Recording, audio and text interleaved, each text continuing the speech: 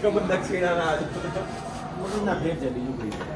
મગજના વેમ છે હજી વાણીમાં એ નહીં મારો મોટો એટલે મેં દક્ષિણા પેલા મહારાજ ના પછી પેલા મહારાજ ના જોલી ચાય ये हमारे चाय उकळती हुई આ ભાઈની ચા પીવા નિકોલમાં ઉત્સવેલીમાં શ્રી દિલીપભાઈ એકદમ ચાના સ્પેશિયાલિસ્ટ